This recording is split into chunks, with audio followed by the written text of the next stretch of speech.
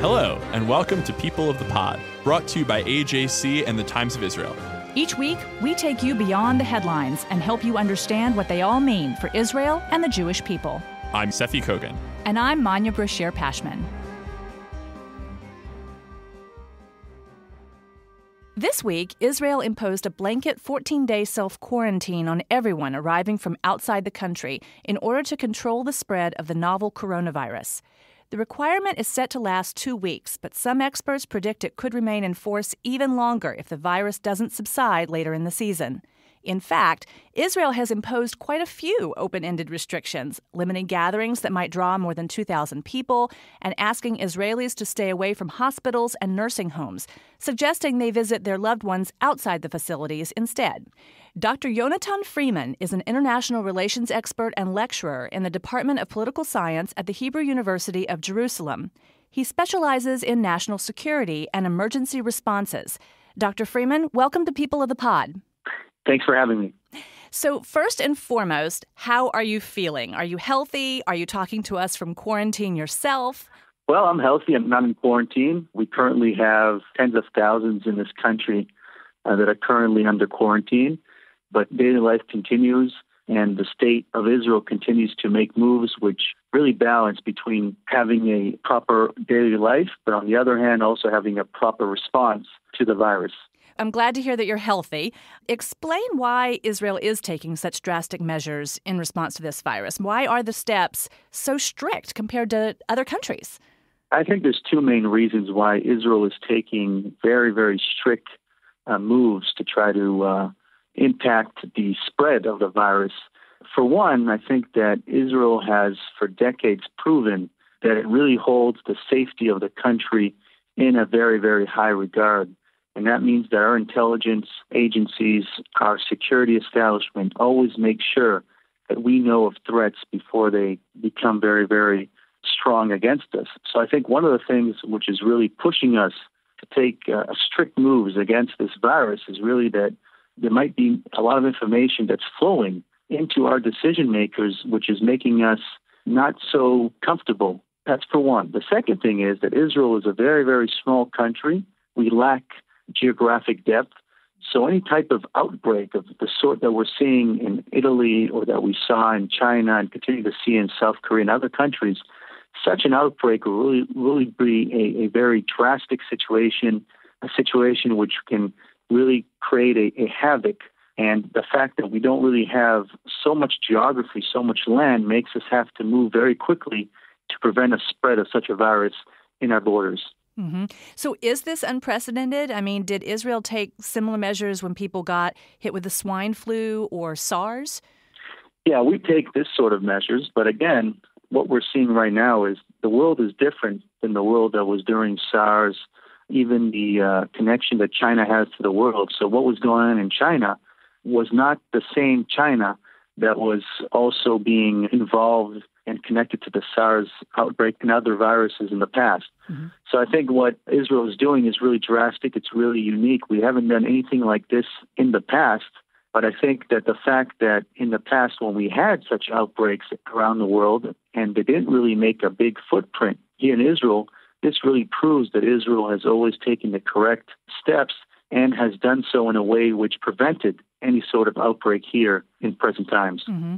So now, what role does intelligence play, or did even intelligence play, in Israel's emergency response? In other words, and I mean intelligence in the official sense, did public officials, do they track outbreaks in other countries before they come to Israel?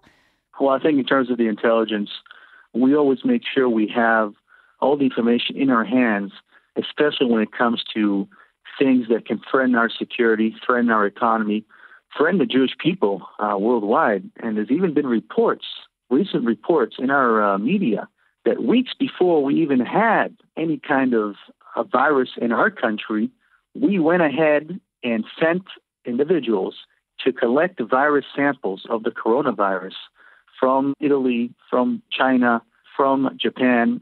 We collected the samples. We brought it here to our biological center in ניסיון to try already to see what's going on there. What is this virus? How can we protect from it? So even before it got here, we already went ahead and brought the virus here, obviously in a very secure manner.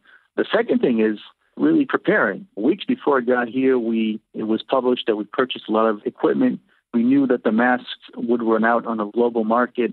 We started preparing our Israel Defense Force in terms of the possibility that maybe flights will stop and we'll need the Air Force here to be able to pick up the slack and bring things into the country in case there's a big problem with that. So I think part of our intelligence is, on the one hand, knowing what can impact our security and our economy and our people. And on the other hand, it's also about what we can do if it is certain that it will get here, just like we probably knew about the thing in China, what we can do to prepare our population and our decision makers so that when it reaches their plate, they'll know what to tell the public and how to act on a daily life. In other words, a really good, strong emergency response is emergency preparedness, right? I mean, really having some advance warning and really trying to prepare for the worst. Yes, preparing for the worst. And as you probably know and your listeners probably recall, Israel sent even individuals in the past to help fight Ebola in Africa, fight other viruses around the world. So part of our preparedness is also being based on our experience. Mm-hmm. And that's what we gain every time we assist people fighting viruses around the world, assist people in humanitarian situations like in Nepal or in Haiti, different places. So we help them, but we also assist ourselves in knowing what to do when such a time comes to our own borders. Do you find that other countries are learning from Israel and taking a page from Israel's playbook on this? Yes, and a couple of days ago, actually, Netanyahu, our prime minister, had a teleconference with leaders in Europe, including leadership in Italy, Cyprus, other places. And I think that even during this teleconference, we probably conveyed to them what they need to do, because based on what we're seeing in terms of the numbers, the people getting infected, the deaths, they will really need to do something. And I don't know if there's a connection, but maybe there is, where Italy just recently announced a complete lockdown on the entire country. Mm-hmm. So I think part of what we're teaching them is, on the one hand, to make decisive moves, because if you don't, this could get out of hand. The second thing is really getting the public involved. And I think one major difference that we have as an advantage here in Israel compared to most of the Western world is that most of our people have been in uniform one day or another. And the fact that most people serve the national service in the military causes us to already have a mindset in the back of our mind that in times of emergency, in times of drastic need to move, there is a sort of discipline that comes about. Even though we might forget what we did in the Army never forgets us. It's still in our system, and I think that's an advantage that it has in terms of our ability to be prepared and to act as a population when the time comes. That's a really interesting point, because I know here in New York, you see the occasional person wearing a mask or avoiding touching the handrails on the subway, but those subways are still packed. And I would say that not many people have let the virus impact their daily routines. And so I was going to ask you, how are Israeli citizens, handling all of the restrictions? Do they abide by them? Do you see them flouting them?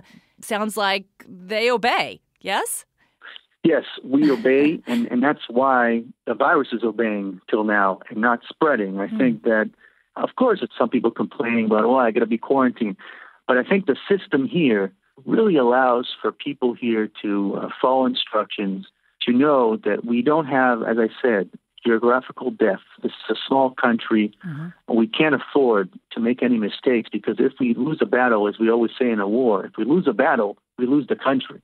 So I think that's one of the things, is pushing the people to follow instructions. Another thing is really the safety net that we have on a social aspect. I've seen reports in different countries where people, even though they're sick, are coming to work because they're afraid they're not going to get their paycheck. They're not going to get their salary. Here we have a system and it's already been published and people have been using it. If you're quarantined, you'll get paid. There's no way to fire you. You'll be paid. And not only that, even if you're unemployed and you're getting unemployed benefits, you'll still be getting those benefits even though you're not showing up to the job center. So I think our safety net system also makes it that the economic reasoning for someone not following instructions is not there. Yeah. So I saw a list in the Times of Israel, a list of places where presumably patients have been, and therefore anyone else that has been there has to be quarantined. For example, anyone who was in the Church of the Nativity between 3 and 4:30 on a particular date must go into quarantine. And anyone who was in the Harrods supermarket between 5:30 and 6 on March 6th needs to go into quarantine. This seemed remarkably precise, if not a little insane. Are Israelis keeping journals to track their moves? How do you keep up with where you are on a particular day at a particular time? Is there a methodology to this that's kind of built into the culture?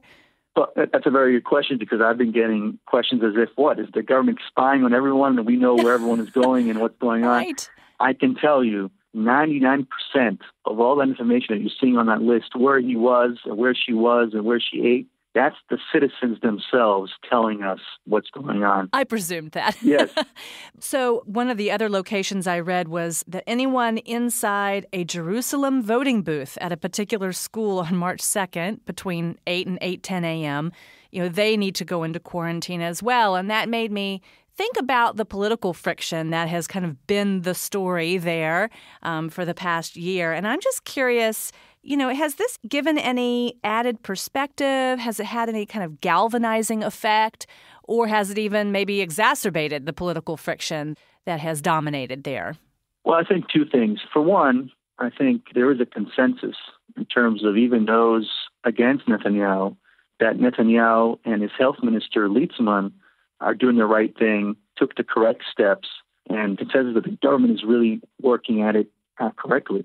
Mm-hmm. I think another impact is really that this continuing situation worldwide, which has great effects on our economy, tourism, different things, this could push more and more all sides to form a unity government. I think this is something which we're hearing more and more voices about that there is a need for a unity government. There's a worldwide medical emergency. We need to stop talking about the other issues that divide us apart and talk about this major issue which is growing worldwide.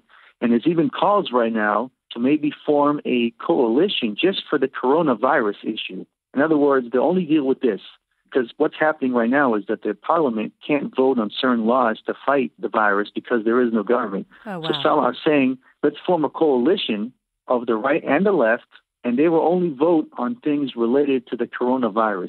So I think this virus, which is infecting a lot of people, could also infect, in other words, the right and the left to try to like each other and form a coalition government. Very interesting. Very interesting. Dr. Freeman, thank you so much for sharing your perspective with us. And most importantly, stay well. Thank you very much for having me.